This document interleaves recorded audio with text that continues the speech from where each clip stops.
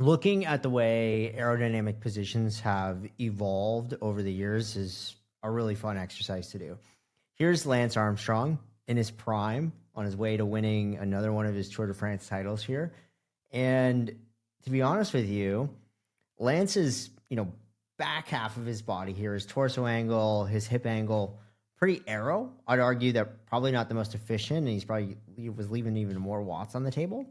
But the front end here of Lance is not aerodynamic at all by today's standards. He's literally got his head up in the air. I mean, look at his facial expression here. He's literally got his head up saying, "Give it to me." Just taking all the wind he possibly can. Huge gap here, right? Which allows the air to kind of flow in and just take a lot of wind in that front end, and then this torso kind of just ends up acting like a sail, right? So just taking a ton of wind here.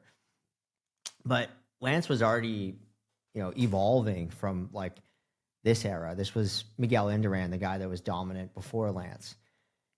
And despite Miguel having like an insanely tricked out bike before the UCI came in and, put a lot more regulations around it, Miguel Indurain was not very aerodynamic. This is a huge gap here. Like this is an absolute sail. That torso angle, I'd argue Lance's torso angle is a lot more aerodynamic than Miguel Indurain's was. He's just catching a ton of wind here. That's a sail just being pushed back by the wind. If we keep things going, we look at guys like Fabian Cancellara, who started to move the needle forward, right? And, Cancellara was a powerhouse of a guy, still not incredibly aerodynamic by today's standards, but pretty aero, right? He could just clean that head position up a little bit, but that torso angle is flat. That hip angle is pretty good, to be honest with you. Tony Martin was another guy, again, pretty decent position. Could get that head down a little bit more. He was one of the fastest guys of his generation.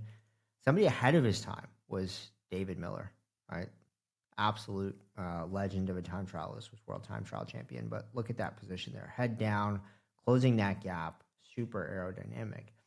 But now if we transition to today's spec, here's three riders. You got Remco, Wout, and Ghana. Three very different positions on the bike, but all like light years ahead of everybody else we just looked at from an aerodynamic standpoint. The positions the riders are riding today with this closed gap in the front is so much faster, but then their torso angle and their hip position allows them to generate more power for longer. And this isn't just exclusive to time trialing. You can transfer these philosophies over to your road bike as well.